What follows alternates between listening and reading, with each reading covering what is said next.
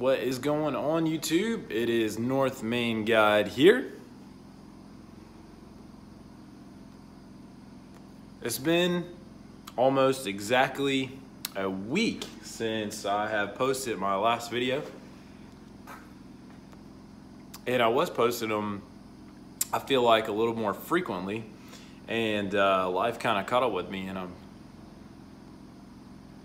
just been a little bit behind. So, a little housekeeping. I am smoking my Savinelli 622. Bought this pipe a few weeks ago. I think I probably have at least 6 bowls on this pipe, and it has turned into probably my best smoker out of all of them so far. And I also, this was my first Savinelli that I bought. And this is unfinished. And I went down to smokingpipes.com, their brick and mortar store in South Carolina. And I bought a Savinelli 320EX, the Hercules. It's in another one of my videos. And that was the second Savinelli that I bought. And this has been a great smoker so far. My tamper, as I've seen some people show in their videos, they like to show their tamper. Mine is a metric bolt, because I'm in my shop and I have no idea where my tamper is. It works just fine. I use it in a lot of my videos so far.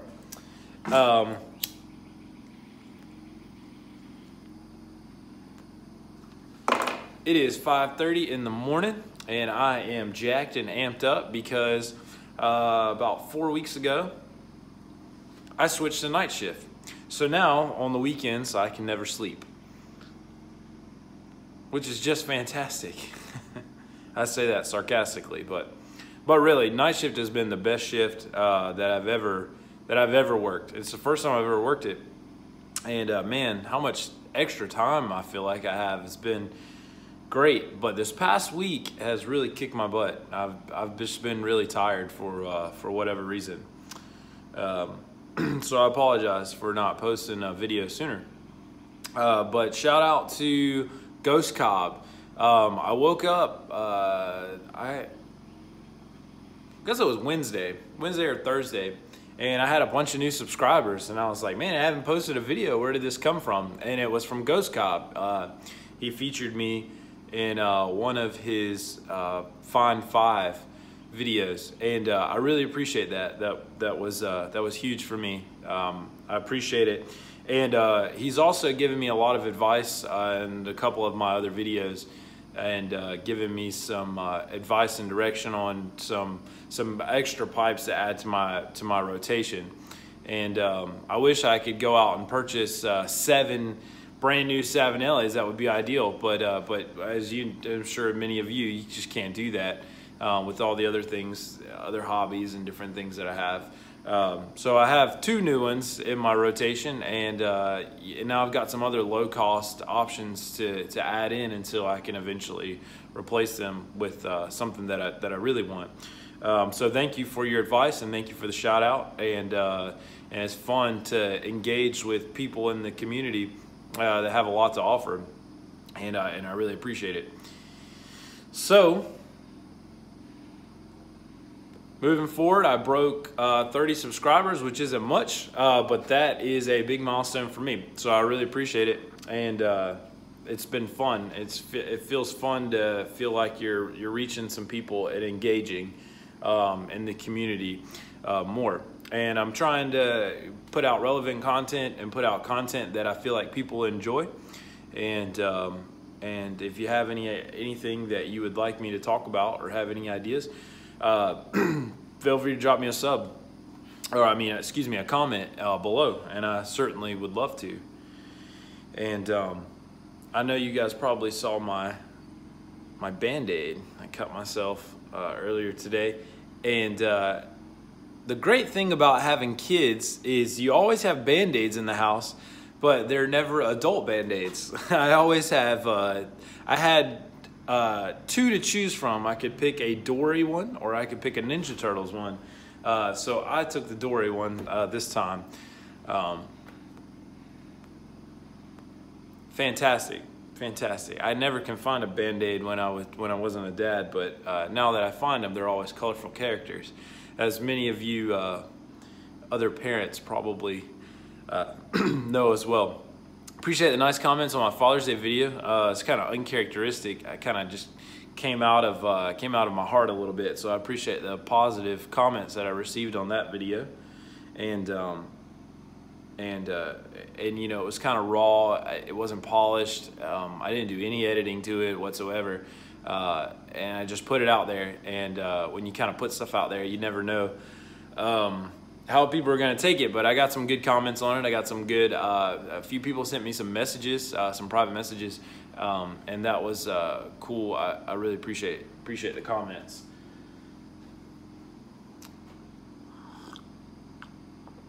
I am drinking some delicious Cuban coffee. My brother-in-law, cool story, he is a full-time missionary to Cuba, and he's been so since I think 2010, maybe plus or minus a year. And he keeps me in supply with some awesome Cuban coffee, which in my opinion has been like the best coffee in the world. It's really strong and robust. Kind of has like an espresso feel,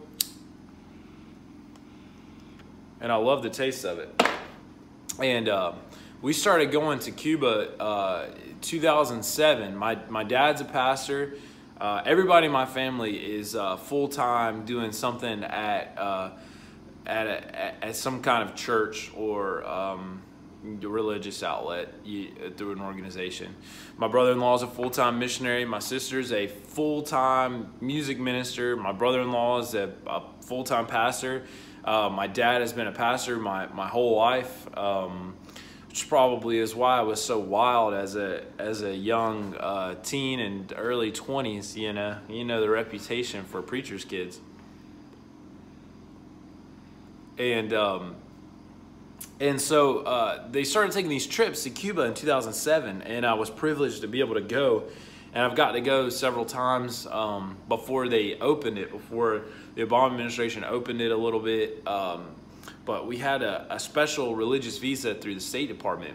So we got to take a few trips, and man, it is amazing. And believe it or not, it's not Havana that's amazing. On the other side of the island, there's this city kind of with mountain vistas on one side of the city, and then the beach on the other side of the city, and it's called Santiago de Cuba. And man, it is just unreal beautiful. The people are really cool.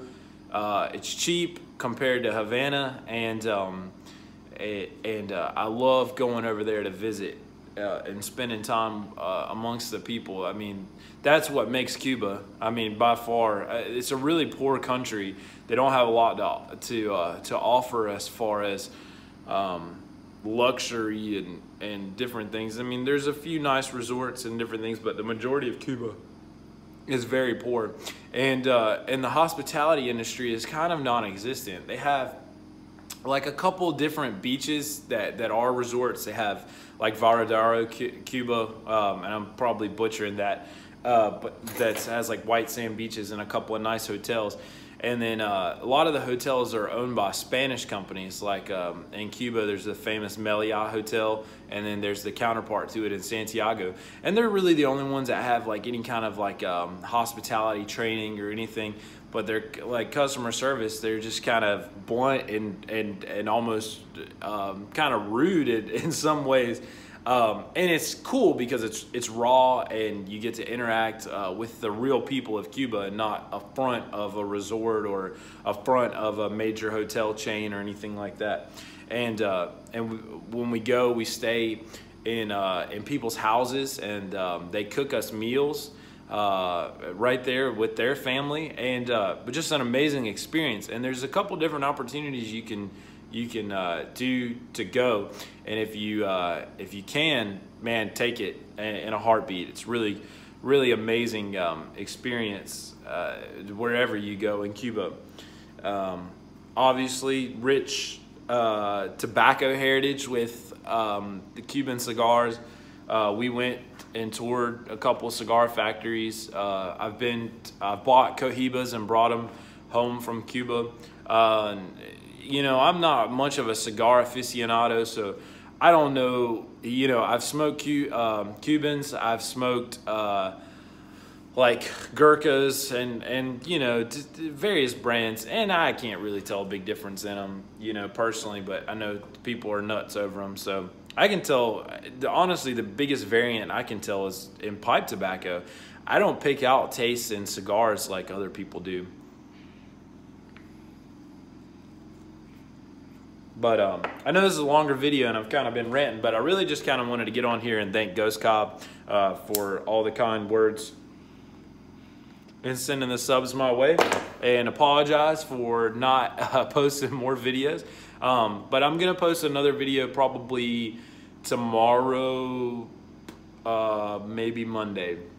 But I hope you guys have a happy weekend, happy piping. Leave me a comment, and thanks for all the subscribes, and much love to you guys.